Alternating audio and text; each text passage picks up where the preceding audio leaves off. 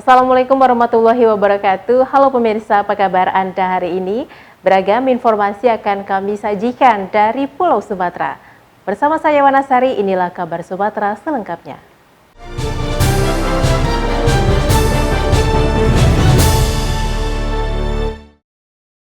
Pemirsa, ada yang spesial di HUT TV One yang ke-15 tahun. Wakil Gubernur Sumatera Utara Musa Rajeksa menyempatkan diri datang ke kantor TV One Biro Medan, menyerahkan kue ulang tahun dan menerima potongan tumpeng. Menariknya, kami juga memberikan tantangan kepada Wagubsu. Kira-kira tantangannya seperti apa ya? Wakil Gubernur Sumatera Utara Musa Rajeksa datang ke kantor TV One Biro Medan di Jalan Syekh Abdul Wahab Rokan nomor 15 AB. Sembari menyerahkan kue ulang tahun ke-15 TV One, pria yang akrab disapa Ijek ini juga menerima potongan tumpeng yang diserahkan oleh rekan-rekan TV One Biro Medan. Ijek berharap TV One senantiasa menjadi TV berita nomor 1, semakin berkembang, mendidik, dan dicintai oleh pemirsa.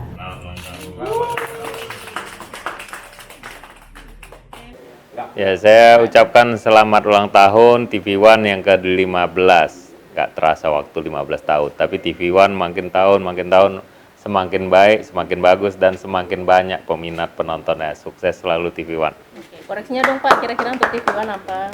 Kalau TV One yang di Sumatera Utara, saya nggak ada koreksi, bagus semuanya, dan selalu memberitakan berita-berita dalam hal yang positif juga, hal kritikan juga, tapi semuanya masih dalam struktur etika sebagai media. Semoga TV One terus menjadi media yang terdepan dan juga membantu bangsa negara ini semakin maju, semakin besar, khususnya Sumatera Utara. Tagline-nya Pak, semangat Indonesia bersatu. TV One. Oke, TV One, semangat Indonesia bersatu. Oke. Sebelum beranjak pulang, kami juga memberikan tantangan kepada Ijek untuk membacakan berita layaknya seorang presenter. Wah, kira-kira beliau bisa nggak ya? Program? Nggak ada, kabar Sumatera TV One. Baru saya Musa Rajeksa. Halo pemirsa, selamat datang di Kabar Sumatera TV One. Saya Musa Rajeksa, ingin menyampaikan tentang berita yang ada di Sumatera Utara. Guna menciptakan warga binaan agar lebih produktif, Rutan Kelas 1 Medan resmikan Rumah Pendidikan Manusia Berbuat Baik untuk melatih, untuk juga memberikan SDM kepada warga-warga binaan. Kegiatan ini pun dihadiri langsung oleh saya, Musa Rajeksa, sebagai Wakil Gubernur Sumatera Utara beserta Kepala Kantor Wilayah Kementerian Hukum dan HAM Sumatera Utara. Guna menempa warga binaan agar lebih produktif dan berketerampilan baik, Rutan Kelas 1 Medan meresmikan Rumah Pendidikan Manusia Berbuat Baik. Dengan dihadiri Kepala Kantor Wilayah Hukum dan HAM serta Wakil Gubernur Sumatera Utara dan tamu undangan lainnya. Peresmian ini berlangsung hikmat dan tertib. Berbagai rangkaian kegiatan pun dilaksanakan mulai dari penandatanganan prasasti serta pengguntingan pita Rumah Pendidikan Manusia Berbuat Baik. Para tamu undangan pun terlihat nyaman dan tertarik atas kerajinan tangan yang dibuat oleh warga binaan Rutan Kelas 1 Medan. Di antaranya kerajinan tangan mebel, lukisan, sendal, serta beberapa kerajinan lainnya. Rutan Kelas 1 Medan melatih para napi atau warga binaan pemasyarakatan dengan berbagai keterampilan agar mereka produktif selama menjalani hukuman. Nantinya ilmu yang didapat para warga binaan akan digunakan sebagai modal untuk membuka usaha setelah menyelesaikan masa tahanan. Untuk pelaksanaan serta sarana bahan baku, dana yang diberi merupakan hasil dari Koperasi Pegawai Rutan Kelas 1 Medan secara sukarela. Jadi ini kami apresiasi dengan inovasi dan kemauan untuk membuat hal-hal seperti ini di luar anggaran. Kadang memang keterbatasan anggaran, tapi dengan adanya kerjasama yang baik dari pihak luar, baik mungkin ada warga binaan juga yang ingin memberikan sesuatu sumbangsinya, ini menjadi hal yang baik. Saatnya warga binaan yang ada di rutan khususnya Kelas 1 Medan ini bisa memanfaatkan kegiatan-kegiatan pelatihan yang memang sudah kita kerjasamakan untuk bisa dia punya keterampilan yang akhirnya diharapkan setelah keluar nanti dia bisa menggunakan keterampilannya itu untuk berusaha di luar. Saya juga senantiasa melakukan kunjungan dan memberikan motivasi kepada seluruh rutan-rutan di Sumatera Utara untuk banyak melakukan kegiatan kemandirian agar mereka lebih mandiri yang akhirnya mereka akan bisa terampil di luar nanti. Dari Medan, Sumatera Utara, Ahmad Sukri, TV One mengabarkan. Dalam rangka Bulan Ketiga Nasional, PT Banjarsari Pribumi bekerjasama dengan Fakultas Teknik Pertambangan Universitas Sriwijaya menggelar kuliah tamu yang diikuti ratusan mahasiswa Teknik Pertambangan Unsri. PT Banjarsari Goes to Campus yang bekerjasama dengan Teknik Pertambangan Universitas Sriwijaya menggelar kuliah tamu dengan tema Penerapan Good Mining Practice. Acara ini disambut antusias mahasiswa pertambangan Unsri, terbukti dengan banyaknya peserta yang mendaftar. Mahasiswa akan mendapatkan materi berupa pengalaman praktis. Kuliah tamu dengan 5 pemateri yang berpengalaman di bidangnya ini sangat dibutuhkan mahasiswa dan memberikan pencerahan bagi mahasiswa pertambangan dan akan dikembangkan melalui pendalaman teori saat proses perkuliahan. Jadi ini sebagai training lah bagi mereka untuk mendapatkan pencerahan ya, berkaitan dengan aplikasi. Nah, nanti kalau ada hal-hal yang memang di dalam diskusi memang perlu kami kembangkan, kami akan memberikan pendalaman teori di dalam proses belajar mengajar berikutnya, gitu aja dari kami. Kalau dari pihak kampus melihatnya minat mahasiswa sendiri seperti apa nih Pak? Sangat responsif mahasiswa, karena mereka sangat menginginkan ya mendapatkan pencerahan ya, khususnya dari dunia praktis ya. Goes to Campus yang digelar PT Banjarsari Pribumi ini dalam rangka Bulan K3 Nasional bertujuan untuk memberikan pengalaman bagi mahasiswa pertambangan Unsri sebelum nantinya terjun ke dunia kerja. Kita ada program-program terkait dengan kegiatan Bulan K3 tersebut. Nah, jadi salah satunya ini kegiatan Goes to Campus. Nah, jadi tujuan Goes to Campus yang kita laksanakan hari ini sebenarnya untuk memberikan pengalaman ya kepada teman-teman dari mahasiswa sebelum dia turun ke dunia kerja. Sebelumnya PT Banjarsari Pribumi telah menggelar beberapa kali Goes to Campus untuk level sekolah menengah. Kedepan akan dilakukan Goes to Campus di universitas yang ada di Sumatera Selatan. Dari Palembang, Sumatera Selatan, Ganda Kopatra, TV One mengabarkan. Untuk menekan kecelakaan kerja di lingkungan kerja perusahaan PT Satria Bahana Sarana atau SBS menggelar talk show safety culture dan pengukuhan komitmen keselamatan pertambangan mitra kerja usaha jasa. Inilah kegiatan talk show Safety Culture yang digelar di Hotel Saka, Tanjung Enim, Kabupaten Muara Enim, Sumatera Selatan. Acara ini diikuti oleh seluruh mitra kerja PT SBS yang beroperasi di wilayah operasional Tanjung Enim.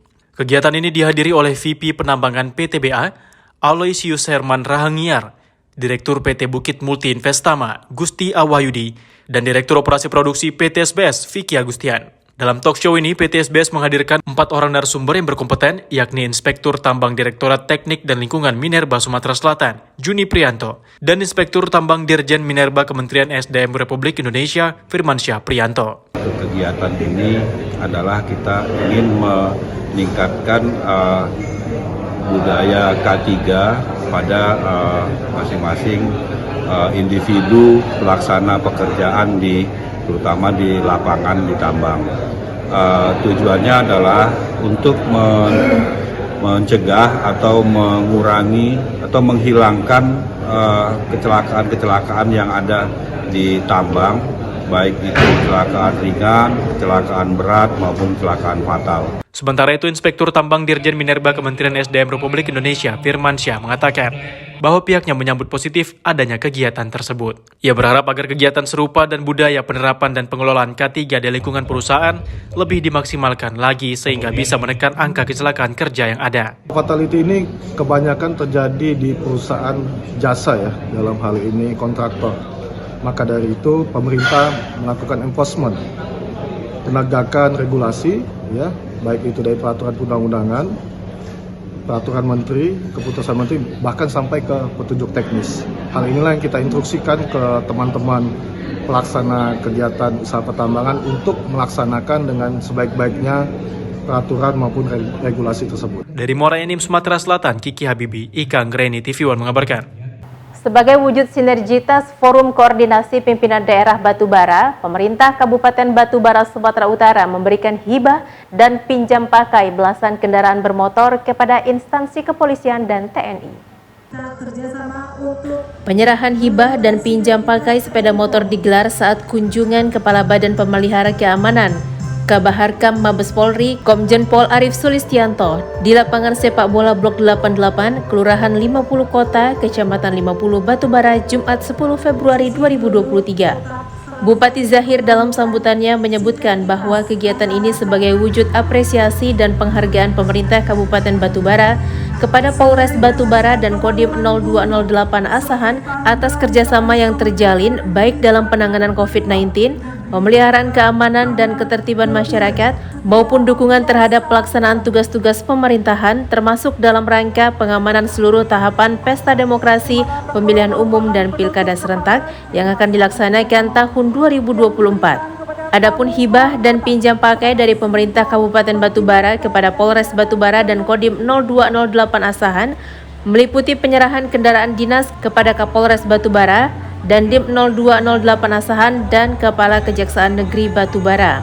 Kemudian penyerahan mobil ambulans kepada Polres Batubara dan Kodim 0208 Asahan sebagai apresiasi atas kerjasama penanganan pandemi COVID-19 dan pencapaian vaksinasi. Ada juga penyerahan 9 unit mobil kepada 4 Kapolsek dan 5 dan Ramil di wilayah Batubara sebagai apresiasi atas terciptanya suasana yang kondusif dalam penyelenggaraan pilkades serentak di 34 desa pada tahun 2022. Pemkab Batubara juga memberikan intensif dalam rangka pembinaan desa dan kelurahan kepada 40 orang Babin Kamtipmas dan 134 Babinsa di wilayah Batubara sebesar Rp6 juta per tahun. Kemudian pinjam pakai kendaraan roda 2 sebagai sarana untuk operasional masing-masing sebanyak 5 unit kepada Polres Batubara dan 5 unit kepada Kodim 0208 Asahan.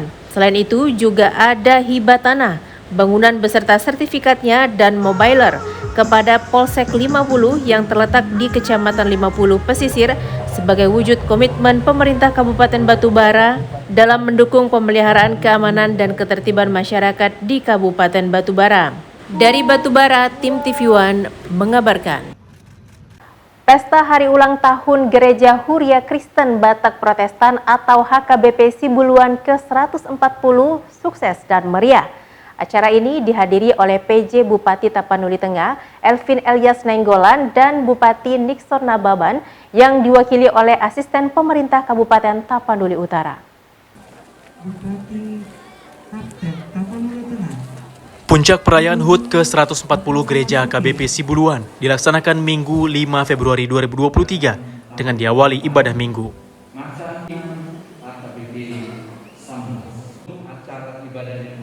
Roma Mukujolo, Iran. Preses HKBP Distrik 9 Sibolga Tapanuli Tengah dan Nias, Pendeta Donda Simanjuntak dalam khutbahnya menyampaikan agar jemaat gereja senantiasa melakukan hal yang baik. Dari demakan kuih dihapur syari, lakukanlah yang baik yang benar di tengah keluarga. Buah iman itu melakukan yang baik. Ada kuih baik di tengah di masyarakat. Ada kuih baik di tengah-tengah di kabupaten. Dalam sambutannya usai ibadah, Ketua Umum Panitia Syaren Situmorang mengucapkan terima kasih atas kehadiran rombongan jajaran pemerintah Kabupaten Tapanuli Tengah dan pemerintah Kabupaten Tapanuli Utara serta seluruh undangan yang menghadiri acara. PJ Bupati Tapanuli Tengah dan perwakilan Bupati Tapanuli Utara menyampaikan selamat hari ulang tahun HKBP Sibuluan ke-140.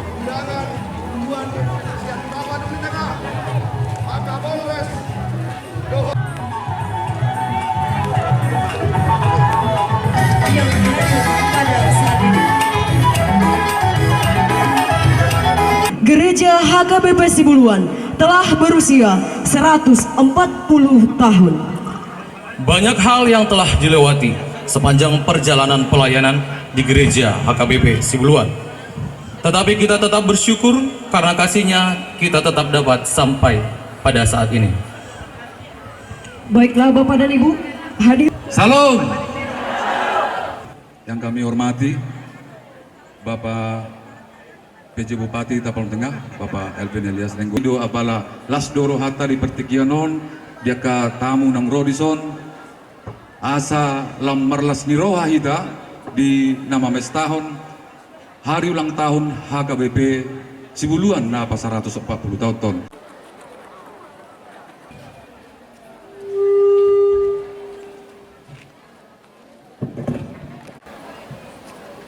Selamat siang, salam sejahtera bagi kita semua.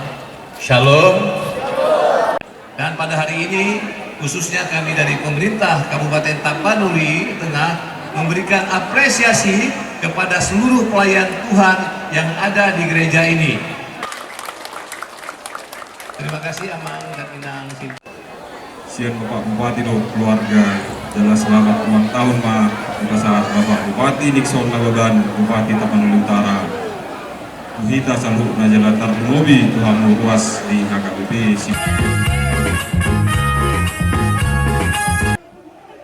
Acara kemudian dilanjutkan dengan pemotongan tumpeng oleh PJ Bupati Tapanuli Tengah serta undangan kehormatan lainnya. Selanjutnya penyambutan rombongan keluarga Panggabean yang merupakan keturunan Ompu Tuturan Raja Oloan Panggabean yang sebagian besar beragama Muslim, yang memberikan pertapakan gereja HKBP Sibuluan. Untuk diketahui, penyerahan pertapakan gereja HKBP Sibuluan saat itu semasa hidup Haji Syariful Panggabean. Pesta hari ulang tahun gereja HKBP Sibuluan ke-140 dilaksanakan sebagai bentuk rasa syukur kepada Tuhan, yang dilaksanakan sekali dalam 5 tahun, yang mana pada kali ini mengusung tema hidup benar dan hukum Tuhan.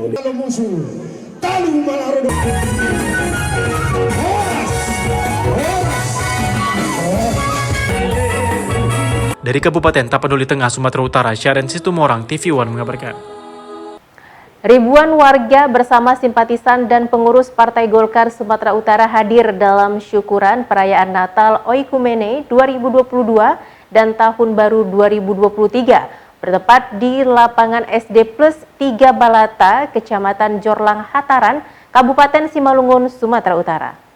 Kegiatan diawali prosesi ibadah dan penyalaan lilin Natal oleh penasihat Partai Golkar Sumatera Utara, Maruli Siahaan yang juga selaku Ketua Umum Perayaan Natal. Kemudian Dewan Pakar DPD Golkar Sumatera Utara R.E. Nainggolan, Dewan Pertimbangan Golkar Sumatera Utara Sanggam Bakara, Ketua DPD Partai Golkar Kabupaten Simalungun Timbul Jaya Sibarani, pendeta dan tokoh Partai Golkar lainnya. Ketua DPD Partai Golkar Sumatera Utara Musa Rajeksa menyatakan kegiatan ini sebenarnya telah lama direncanakan. Dan inilah saatnya perayaan Natal 2022 dan syukuran tahun 2023 dilaksanakan dapat dijalankan dengan sukses dan meriah atas dukungan semua panitia serta para dukungan pengurus partai dan elemen masyarakat. Menurutnya perayaan ini didasari bentuk kasih cinta kepada masyarakat Sumatera Utara dan khususnya di Kabupaten Simalungun. Tentu dengan perayaan Natal dan syukuran tahun baru 2023 ini diharapkan kader Partai Golkar melekat terus di tengah masyarakat. Menurut Musa, tanpa dukungan dan doa masyarakat, Partai Golkar tak akan bisa besar. Dan tentunya ke depannya, segenap pengurus partai harus benar-benar berjuang dan berbuat kebaikan demi kepentingan masyarakat.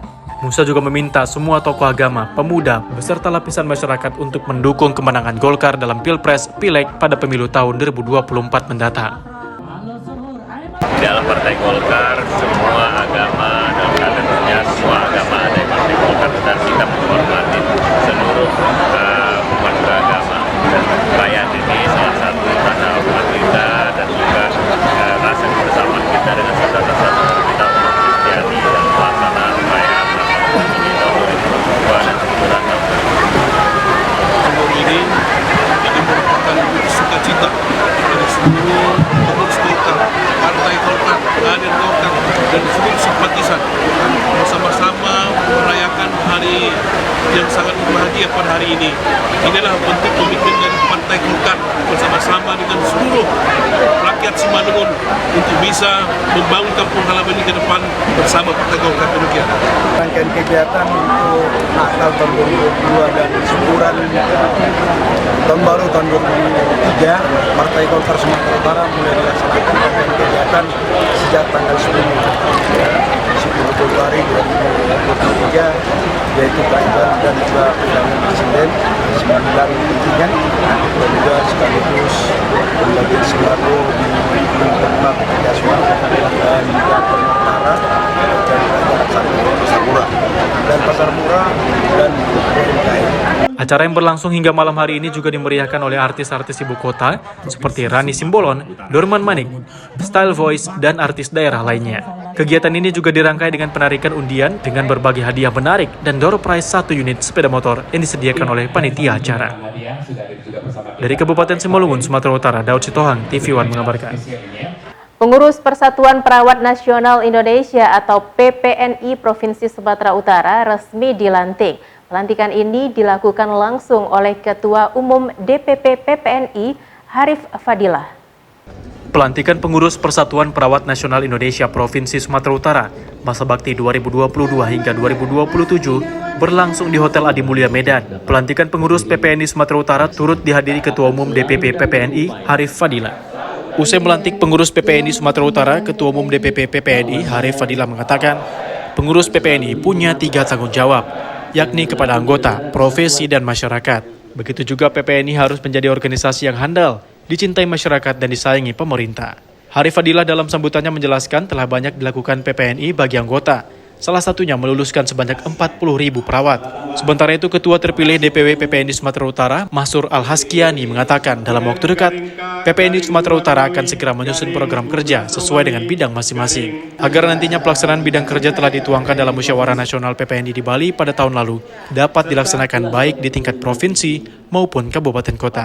Masur bertekad PPNI Sumatera Utara akan terus memperjuangkan gaji dan kesejahteraan para tenaga perawat, baik yang ada di rumah sakit pemerintah, puskesmas, atau institusi yang telah bekerja belasan tahun, tapi masih kurang mendapatkan penghargaan dari pemerintah. Yang paling terpenting itu adalah kerja kita saat ini, bagaimana mengangkat harkat martabat profesi perawat ini, karena banyak sekali keluhan para perawat kita tentang kesejahteraannya, terutama yang ada di rumah sakit pemerintah, di puskesmas atau institusi pemerintah, banyak yang bekerja belasan tahun tapi masih kurang mendapatkan penghargaan dari pemerintah, padahal mereka sudah berusaha untuk melaksanakan tugasnya dengan baik. Begitu juga teman-teman yang di sektor rumah sakit swasta ataupun klinik-klinik ini juga akan kita lakukan upaya agar mereka dapat dihargai dan begitu juga dapat ditingkatkan kesejahteraannya. Masur berharap pengurus DPW PPNI Sumatera Utara dengan masa bakti 2022 hingga 2027 yang telah dilantik dapat membuat DPW PPNI Sumatera Utara menjadi lebih baik ke depannya. Dari Medan, Sumatera Utara, Fahmi, TV One mengabarkan. Berasal dari keluarga sederhana, 2 putra Nias yang kini sukses di perantauan hingga belasan tahun saat pulang ke kampung halaman menyempatkan diri berbagi kasih dengan sejumlah warga. Keduanya memotivasi anak-anak untuk berjuang mengejar pendidikan walau mereka berasal dari keluarga kurang mampu. Berhasil jadi pengacara sukses di luar Nias, Dali Zatulo Lase bersama seorang rekannya yang bergerak di bidang perkebunan sawit di Pekanbaru, Sohiatulo Laya atau dikenal dengan Talabu, ajak anak-anak Nias bangkit dari ketertinggalan. Kini dari 4 kabupaten dan 1 kota di Kepulauan Nias, masih terdapat beberapa kabupaten yang tergolong daerah 3T, terdepan, tertinggal, dan termiskin.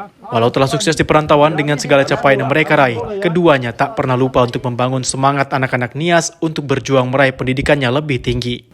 Senang. Sekolahnya gimana? Sekolahnya kelas berapa sekarang? Kelas 5. Apa cita-citanya ke depan apa? Tentara. Tentara. Nah, jadi sekolah gimana sekolah? Pintar. Pernah dibilang sama ayah kan, tentu nanti dilanjutkan sekolah. Siapa yang bilang gitu? Siapa teman-teman? Ayah. Kenapa? Karena kemampuan ekonomi kah atau karena apa? Iya, ekonomi. Takutnya nanti nggak dilanjutkan sekolah lagi. Kamu cita-citanya apa? Kuat. Hah? Kuat. Tentara wanita. Melihat kemiskinan dan sulitnya ekonomi warga saat ini di sejumlah kawasan di Kepulauan Nias, Dali Zatulo Lase berharap peran pemerintah dan tokoh-tokoh Nias. Kehidupan yang serba kekurangan, seorang nenek bersama 3 cucunya yang masih kecil di Kecamatan Aloa berjuang menyekolahkan cucunya dengan mengandalkan hasil getah karet yang kini harganya mencekik leher. Ajak sebenarnya kepada seluruh masyarakat kita Nias yang sudah mampan, yang sudah dapat berkat, maka marilah kita berbagi berkat kepada sesaudara kita. Artinya adalah dengan tujuan kita ke sini, marilah kita bersama-sama bergandengan tangan untuk kepedulian kita kepada masa kita yang sangat membutuhkan. Itu tujuan kita semata. Seperti kemarin kita juga mengantar saudara kita di sana yang meninggal dari Riau, kita antar ke Nias. Itu kepedulian kita.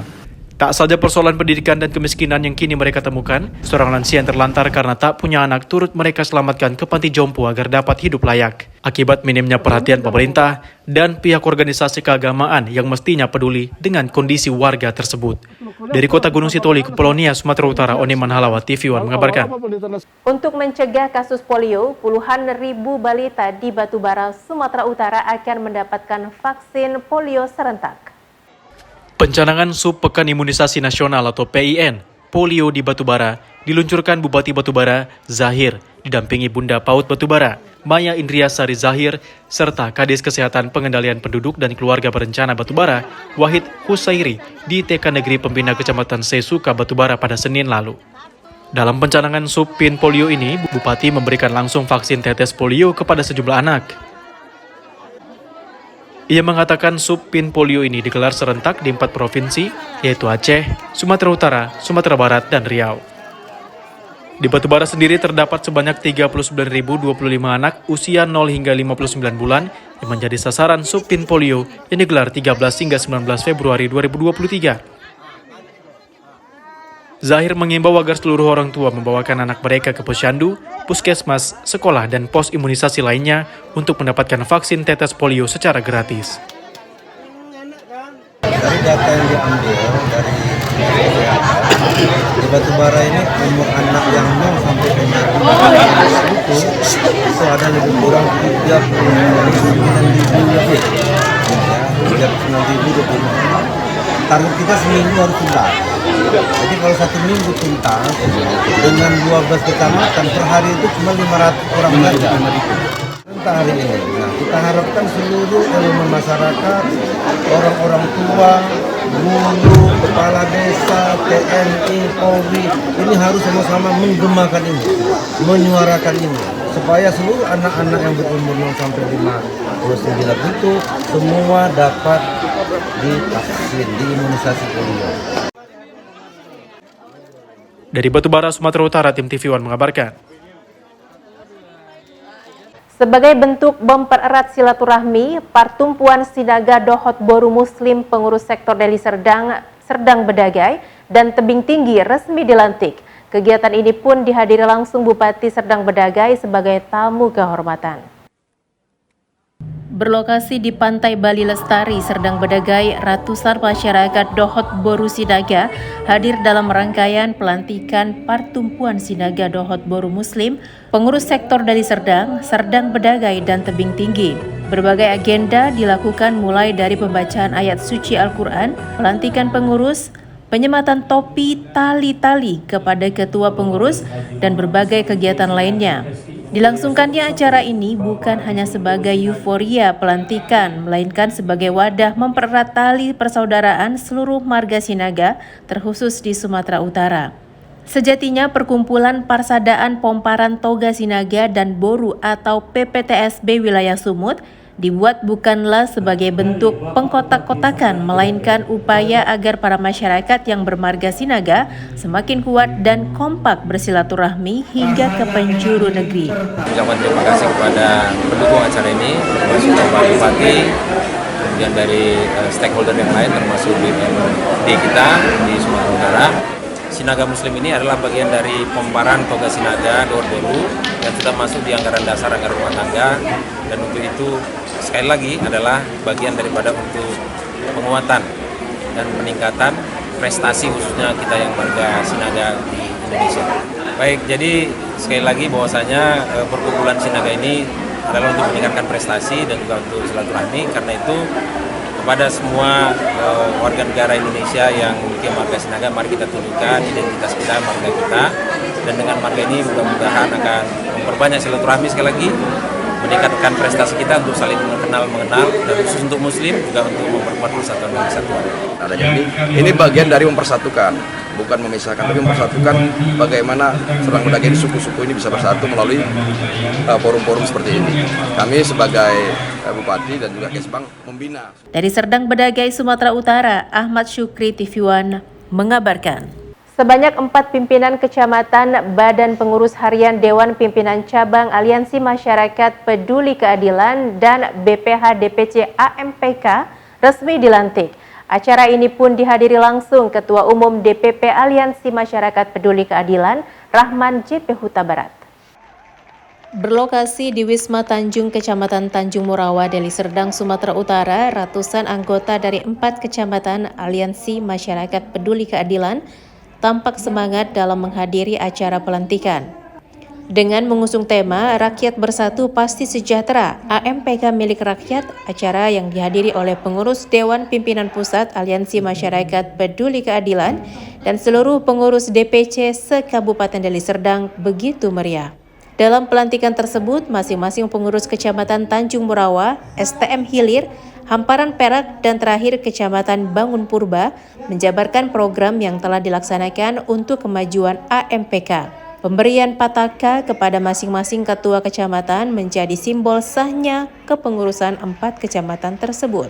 Sementara itu, Ketua Umum AMPK Rahman JP Huta Barat mengimbau agar seluruh pengurus DPC AMPK, baik yang dilantik dan se-Kabupaten Deli Serdang, untuk membentuk pengurus-pengurus tingkat desa, sehingga memudahkan pengurus DPP AMPK dalam mendengarkan dan merasakan aspirasi rakyat desa-desa khususnya di Kabupaten Deli Serdang dan Sumatera Utara. Kegiatan Aliansi Masyarakat Peduli Keadilan hari ini adalah melantik 4 kecamatan, yaitu Kecamatan Hamparan Perak, Tanjung Morawa, STM, dan Bangun Purba.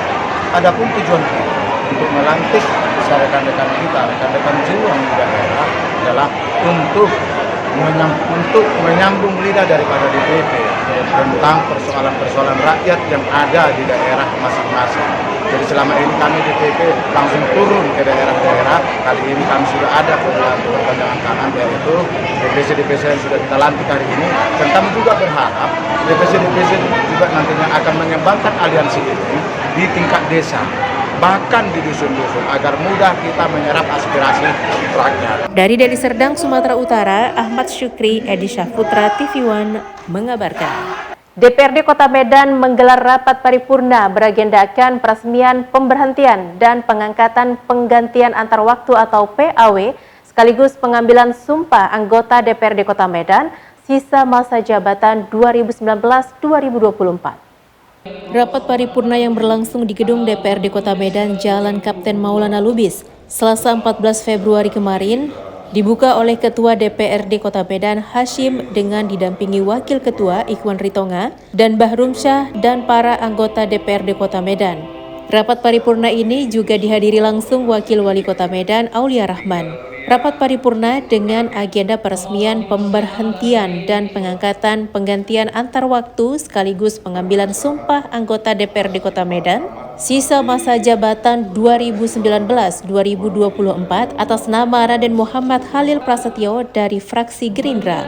Pengangkatan anggota DPRD Medan yang baru, Raden Muhammad Khalil Prasetyo dari Dapil Medan 3 sesuai hasil rapat Badan Musyawarah DPRD Kota Medan pada tanggal 31 Januari lalu dalam menggantikan almarhum Sahat Simbolon.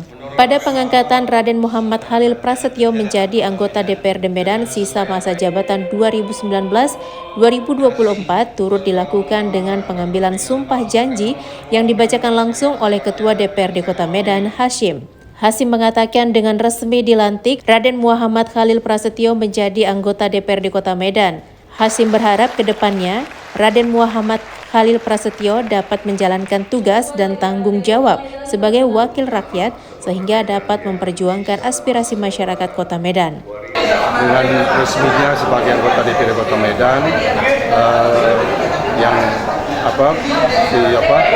yang dilantik, yang tentunya kita harapkan nanti ke depannya bisa melaksanakan tugas-tugas ya tupoksi dari selaku anggota DPRD Kota Medan dengan sebaik-baiknya, dan harus memperjuangkan aspirasi dari konstituen yang telah memilih beliau di tahun 2019 itu. Diketahui Raden Muhammad Khalil Prasetyo adalah anak kandung dari politisi senior sekaligus anggota DPR RI dari Partai Gerindra, Romo Muhammad Syafi'i. Dari Medan, Fahmi, TV One mengabarkan. Informasi tadi sekaligus menutup program Kabar Sumatera. Jangan lupa update berita terkini lainnya di kanal tv1news.com. Saya Wanasari dan seluruh kerabat kerja yang bertugas mengucapkan terima kasih. Assalamualaikum warahmatullahi wabarakatuh dan sampai jumpa.